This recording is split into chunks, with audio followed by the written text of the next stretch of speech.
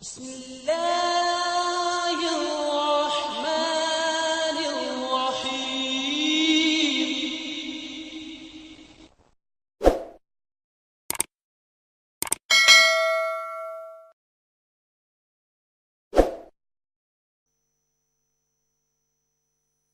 اسلام سے نہ بھاگو، راہ خدا یہی ہے۔ اے سونے والو جاگو، شمس الضحیٰ یہی ہے۔ وہ یہ سوال پوچھتے ہیں کہ میرا سوال یہ ہے کہ ہمارا یہ عقیدہ ہے کہ خاتم کا لفظ بفتح تا اگر جمع کے صیغہ کی طرف مضاف ہو تو افضلیت کا معنی ہوتا ہے، اور مثال کے طور پہ انہوں نے خاتم المہاجرین والی حدیث کا حوالہ دیا ہے۔ تو سوال یہ ہے کہ کیا حضرت عباس کا مقام حضرت ابو بکر سے بھی بڑھ گیا؟ بات یہ ہے کہ جہاں تک خاتم کے لفظ کے استعمال کا تعلق ہے، یہ بات درست ہے کہ جب اس کو ہم مضاف الیہ کے طور پہ ہم استعمال کرتے ہیں تو اس میں عام طور پر فضیلت کے معنی پائے جاتے ہیں، لیکن اس کے ساتھ ساتھ ہمارا یہاں جب سے ختم نبوت کا یہ مضمون شروع ہوا ہے، اس کے ساتھ ساتھ ہم بڑی وضاحت کے ساتھ یہ بھی ساتھ بتاتے رہے کہ ہم خاتم کے جو آخری والے معنی ہیں اس کے منکر نہیں ہیں، ہم وہ بھی تسلیم کرتے ہیں کہ آخر کے معنی میں بھی ہیں، لیکن جب محمد مصطفیٰ صلی اللہ علیہ وآلہ وسلم کے لیے ہم یہ لفظ استعمال کرتے ہیں تو چونکہ حضرت صلی اللہ علیہ وآلہ وسلم کے لیے قرآن کریم میں یہ محل مدح کے طور پہ استعمال ہوا ہے، اس لیے اس کو ہم ہمیشہ انہی معنوں میں استعمال کریں گے کہ محمد مصطفیٰ صلی اللہ علیہ وآلہ وسلم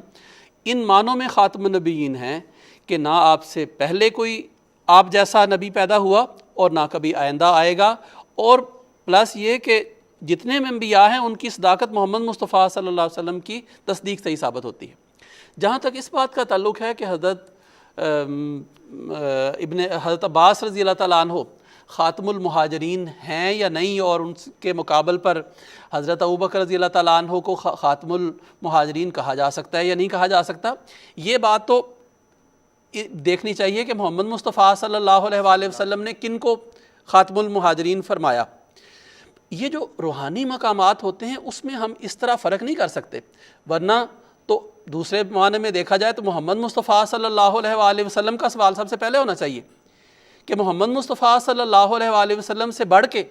کوئی مہاجر تھا؟ آپ نے بھی تو ہجرت کی اور ایک خاص شان کے ساتھ ہجرت کی، تو حضرت ابوبکر رضی اللہ تعالیٰ عنہ کا بھی ایک شان مقام ہے، لیکن آپ کا صدیقیت کا جو مقام ہے وہ ایک اعلیٰ اپنی شان رکھتا ہے۔ جہاں تک صحابہ کے اس طرح کے آپس میں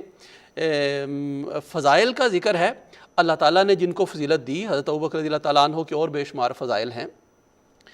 بخاری میں کتاب فضائل صحابہ ایک الگ چیپٹر ہے، علیحدہ باب ہے جس میں مختلف صحابہ کے فضائل بیان ہوئے ہیں۔ اس کا یہ مطلب نہیں ہوتا کہ یہی بات ہم یہاں بھی ڈسکس کر چکے ہیں، اگر ایک شخص کو مثلا حضرت علی رضی اللہ تعالیٰ عنہ کو خاتم الاولیاء اگر قرار دے دیا تو اس کا یہ مطلب نہیں کہ اور کوئی ولی بن نہیں سکتا، یہ ایک تعریف کے رنگ میں جملہ ہوتا ہے۔ اس میں کوئی شک نہیں کہ جو صحابہ مکہ سے مدینہ ہجرت کر رہے تھے ان کی اگر زمانی لحاظ سے دیکھا جائے تو اس لحاظ سے حضرت صلی اللہ علیہ وآلہ وسلم نے حضرت عباس رضی اللہ تعالیٰ عنہ نے جس موقع پر ہجرت کی یا فتح مکہ،